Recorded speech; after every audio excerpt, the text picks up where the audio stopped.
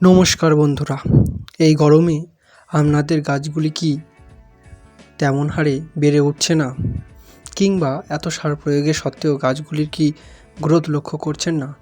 যদি এমনই হয় তাহলে বাড়িতে ভাত দিয়ে তৈরি করুন হিউমিক অ্যাসিড এবং গাছে প্রয়োগ করুন। এটি গাছের শেকড় বৃদ্ধিতে এবং খাদ্য প্রক্রিয়াকরণে সহায়তা করে।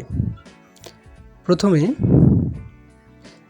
কিছুটা 1 বাটি ভাত নিয়ে নিতে হবে। তারপর এই রকম একটি মাটির পাত্র নিতে হবে।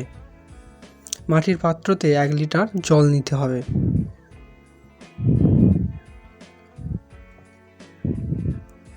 ভাতটি তার মধ্যে দিয়ে দিতে হবে।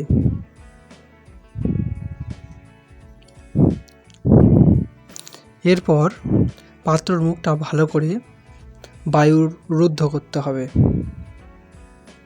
প্রথমবার প্লাস্টিক দিয়ে বেঁধে দিলাম, তারপরে আরেকটি মোটা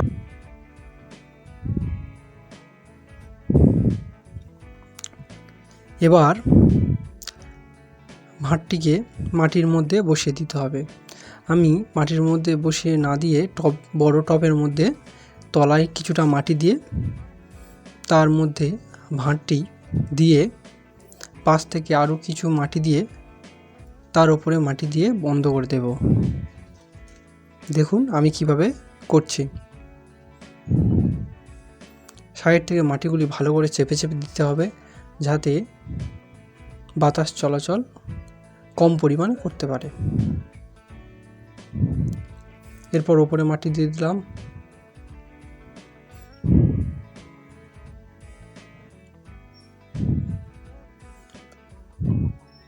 এরপর জল ছড়িয়ে দিতে হবে।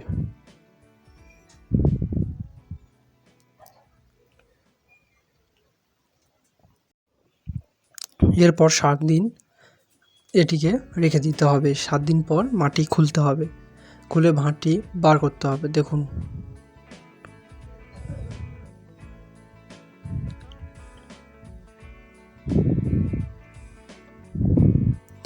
আস্তে আস্তে মাটি খুলে ভাঁটটিকে বাইরে বার করে নিতে হবে।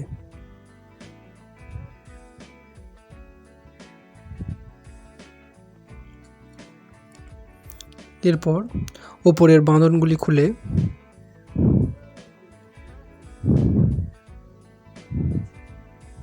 দেখুন আমার হিউমিক অ্যাসিড তৈরি হয়ে গেছে। এটিকে পুরোপুরি সম্পূর্ণ হিউমিক অ্যাসিড তৈরি হয়েছে। এটি ব্যবহার করতে গেলে প্রথমে হাফটা জল এবং হাফটা হিউমিক অ্যাসিড মিশিয়ে ব্যবহার করতে হবে। আমি প্রথমে হিউমিক অ্যাসিডটা ছেঁকে নেব।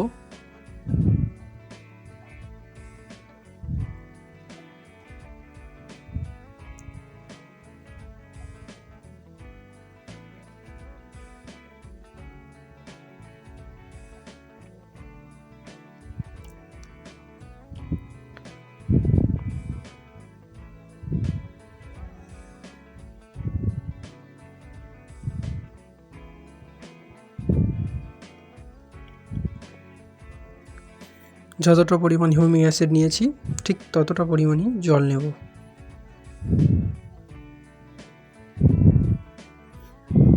জল একটু বেশি হলেও কোনো সমস্যা নেই।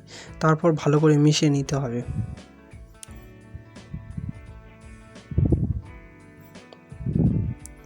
ভালো করে মেশানো হয়ে গেলে এবার গাছে প্রয়োগ করতে হবে।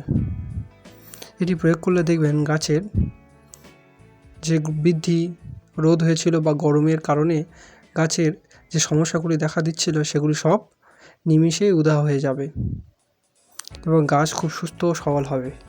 নমস্কার বন্ধুরা, আজ এই পর্যন্ত। দেখা হচ্ছে পরের ভিডিওতে। ভিডিওটি যদি ভালো লাগে লাইক, শেয়ার, কমেন্ট করতে ভুলবেন না।